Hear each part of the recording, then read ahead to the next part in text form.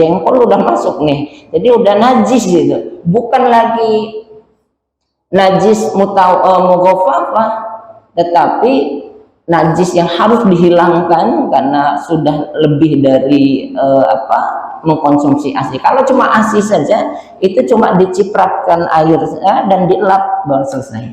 Udah gitu saja. Itu mughalladzah, najisnya ringan. Itu perbedaannya. Lalu apa hadas? Hadas itu sesuatu dari yang kita lakukan sehingga kita menjadi mempunyai hadas ini. Ya, hadas itu misalnya hadas besar. Ketika orang melakukan hubungan suami istri, secara otomatis dia sedang mempunyai hadas besar. Hadas besar. Gimana cara mensucikannya? Dengan cara mandi. Wudhu saja bisa nggak? Nggak bisa. Dia harus dengan cara mandi janabah, gitu ya. Dan mandi janabah itu mudah-mudahan selesai semua. Ini berkaitan dengan fikih. Ya, ada Ustadz Lukman juga, mandi janabah, karena di dalamnya itu ada membasuh anggota wudhu. Jadi selesai di situ. Kalau misalnya dia hadas kecil saja, maka cara membasuhnya adalah dengan wudhu. Terbagi dua alat untuk berwudhu. Yang pertama dengan untuk bertoharoh ya. Yang pertama dengan air, yang kedua dengan debu. Dengan air ini yang berkaitan dengan wudhu yang sering kita lakukan. Sebenarnya makanya saya ingin sampaikan begini. Aqimis sholata idza kuntum ila sholat, apabila kalian hendak melakukan sholat, faghsilu wujuhakum. Di sana ada rukun dan ada sunnah. Berarti kan ada rukun itu sesuatu atau aktivitas yang tidak bisa ditinggalkan. Kalau dia ditinggalkan maka tidak sah. Tetapi kalau sunnah, aktivitas yang kalau kita lakukan maka akan mendapatkan kebaikan, akan mendapatkan pahala karena dilakukan berittiba kepada Nabi SAW. Ya. Wudhu itu yang sering kita lakukan adalah pertama mencuci tangan terlebih dahulu. Kalau di rumah sakit itu cuci tangannya itu sampai 6 langkah cuci tangan. Bayangkan, bukan untuk sholat saja ada 6 langkah cuci tangan rumah sakit ya. Apalagi menjelang akreditasi biasanya semua harus paham itu 6 langkah. Lagi kamu nggak perlu 6 langkah. Bayangkan. Yang penting semuanya rata, kita cuci tangannya. Nah, ada yang ketika kita mencuci tangan lalu berkumur, setelah itu berkumur. Bagian dari sunnah ya. Kalau ini ditinggalkan boleh nggak boleh, tetapi nggak mendapatkan keutamaan sunnah. Apa susahnya sih? Lalu berkumur itu dibarengi dengan memasukkan air ke mulut kita untuk berkumur, dan sebagiannya dihirup ke hidung kalau kuat. Karena sebagian kalau misalnya menghirup ke hidung itu yang nggak biasa itu langsung pusing Mbak, seperti kemasukan air di hidung. Menurut ilmu kesehatan ini dianjurkan, khususnya yang berkaitan dengan penyakit sinusitis ya. Jadi menghirup ke hidung itu untuk membersihkan sela-sela rongga daripada hidung kita sini sampai ke sini nih. Jadi ini bersih. Makanya orang yang istimsak itu jarang sekali mengalami sinusitis, sakit yang berkaitan dengan dengan hidung kita ini, sinus ya. Nah, itu bagian dari sunnah. Setelah itu baru masuk ke rukun. Rukunnya apa? Faghsilu wujuhakum. Maka basuhlah wajah kita. Kalau membasuh wajah, saya sarankan ya, air di keran ini rata-rata besar loh. besar sekali. Ini masuk kepada innal mubadzirin kanu ikhwanas syayatin. Sebenarnya mubazir sekali sebenarnya. Karena Nabi itu pernah berwudu dengan cuma satu mud saja. Satu mud itu air segini nih, air segini. Tangan kita gini masuk air segini wudunya. Tapi kalau ada air mineral itu cukup untuk berwudu. Nah, gimana caranya? Kalau kita ini mungkin habis 3 liter ya sekali wudu ya. Karena gede tuh kerannya. Selain berwudu kita sedang begini air terus turun dari sana. Seharusnya pengeluaran listrik air untuk masjid itu enggak banyak, harusnya enggak banyak. Karena memang wudu itu bukan basahnya tetapi ratanya. Nah, saya berharap nanti setelah ini coba kita cek kembali ya wudu kita ini. Ya kita bareng-bareng lah sesuai atau tidak. Baik. Kita diperintahkan faghsilu wujuhakum, ambil air. Setelah ambil air itu dibuang tidak airnya? Tidak. Namanya membasuh itu ada air. Masukkan ke sini, Pak. Perhatikan ya, Pak ya. Wajah itu sini, Pak. Wajah itu sini, Pak. Nih, sampai sini itu wajah. Sehingga banyak sekali kita terlewat. Maksudnya kan begini, Pak. Sini tuh sering kelewat loh, Pak. Nih, sini nih, bagian sini tuh. Makanya diperintahkan kita itu seperti ini, ngebalikan di sini, Pak. Nih. Dan yang sering tertinggal juga, apalagi yang punya janggut lebat ya, ini tuh harus di sela-sela, Pak. Nih, janggut ini. Kalau Pak Thohir nggak banyak, gampang nih, selesai. Tapi yang banyak janggutnya sela-sela. Nggak sempurna, Pak, karena akhir itu nggak merata. Wajah itu mana ya, sini wajah itu. Itu. Coba nanti kita cek lagi, Pak, wudhu kita. Karena berkaitan dengan wudhu, berkaitan dengan sholat, gitu ya. Waghsilu wujuhakum. Kalau misalnya kita lupa membasuh wajah, maka wudhu kita nggak sah. Kenapa? Dia rukun.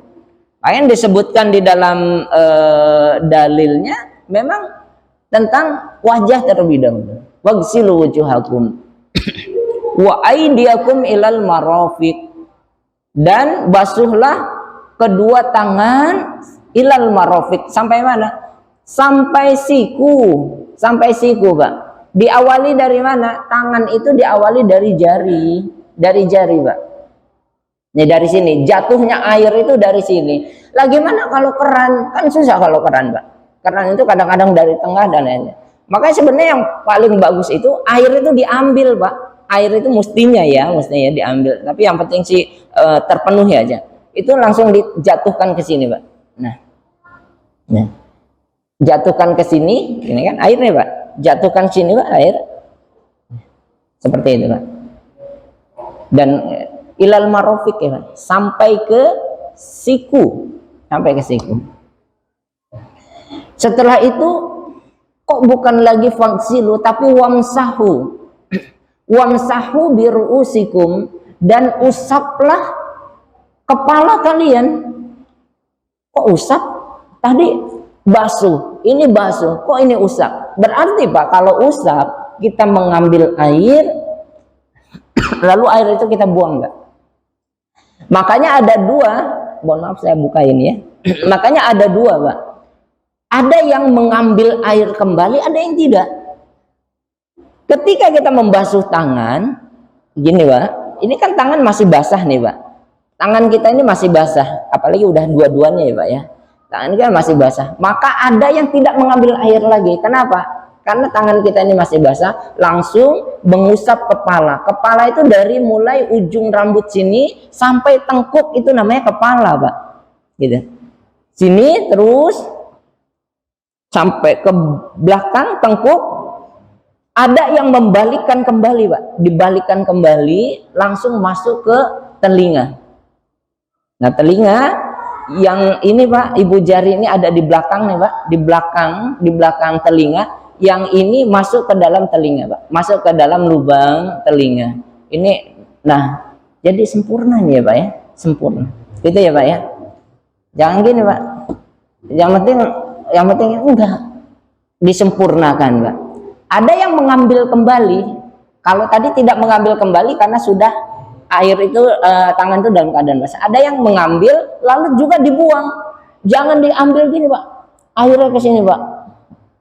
Tapi dibuang.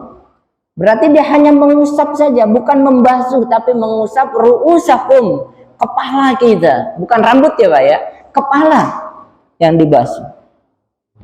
Wa arjulakum ilal ka'bain, dan basuhlah kedua kaki kita ilal ka'bain, sampai mana? Sampai mata kaki. Dimulai juga dari ujung jari, di sela-sela ujung jari itu kita bersihkan sampai ke mata kaki, ke belakang dan mata kaki. Sempurna itu, Pak. Insya Allah itu artinya kita nggak banyak loh, Pak, nggak banyak menggunakan air sebenarnya. Maka saya berharap ya, mudah-mudahan kita semua saling mengingatkan kita. Jadi air yang tempat wudhu itu kan kalau dibuka itu besar airnya, Pak. Maka bukan harus dimaksimalkan, ada keran itu dimaksimalkan dibuka, itu kan terbuang semua itu, Pak. Maka kecil saja. Yang penting itu rata, yang penting itu merata, Pak. Maka wudhu kita akan, insya Allah akan sempurna di situ. Selain kita nggak mubazir, karena kita mendapatkan hukum yang berbeda nanti. Innal mubazirina kanu ikhwanas syayatin, gitu ya, Pak. Itu yang untuk wudhu dengan air. Lalu ada loh wudhu dengan debu. Ini wudhu apa ini dengan debu ini? Air kan banyak ini kan. Kalau di rumah sakit, Pak, rata-rata itu tayamum rata-rata, Pak. Air ada. Kenapa tayamum? Karena tayamum itu kita boleh bertayamum disebabkan karena yang pertama memang tidak ada air. Makanya tayamum itu dilakukan ketika waktu sholat masuk. Pak Edi azan baru kita tayamum karena memang nggak ada air. Tapi kalau Pak Edi belum azan, itu kita tidak disarankan untuk tayamum terlebih dahulu. Jadi waktu masuk sholat maka dimulai kita tayamum gitu. Kenapa? Mengantisipasi kalau emang dia nggak ada air, maka mungkin mendekati waktu sholat itu ada hujan atau ada air gitu. Nah makanya tayamum itu misalnya gini, misalnya Pak Hani sholat zuhur tayamum. Kata Pak Hani ketika masuk asar, nah saya nggak perlu tayamum lagi. Kenapa? Belum batal kok. Ini batal. Sholat lah. Nah. Maka tidak sah sholatnya. Kenapa? Tayamum itu hanya untuk satu kali sholat saja. Satu kali sholat saja, Pak. Itu disebutkan di apa namanya? Di ayat selanjutnya itu ya. Dengan cara apa? Sa'idan thayyiba, dengan debu yang suci. Bukan banyaknya debu, tapi debu yang benar-benar bersih. Kalau rata-rata orang ngambil itu di tembok, Pak, di tembok gitu. Jadi nggak usah khawatir, wah debunya nggak kelihatan. Debu di Metro Mini itu lebih tebal, Pak, malah ada olinya dikit tuh. Itu mantep itu, Pak, kalau mau buat tayamum. Tapi bukan itu yang dimaksud. Debu dimanapun tempat itu sesungguhnya ada debu. Maka lakukan itu di tempat yang banyak, yang belum pernah, yang sebisa mungkin belum pernah tersentuh oleh aktivitas manusia. Itu paling bagus itu. Kalau tahu nggak bisa, lakukan yang sebisanya saja. Gitu. Bagaimana cara bertayamum? Karena jarang sekali bertayamum. Bisa tayamum itu di kendaraan, di pesawat, ataupun di tempat-tempat lain bisa juga, tetapi dengan persyaratan tadi, Pak ya, nggak ada air, ataupun ada air tetapi ketika dia tersentuh oleh air, dipaksa untuk wudhu dengan air dalam keadaan sakit, maka dia bermasalah. Jadi dalam keadaan tidak ada air, dalam keadaan sakit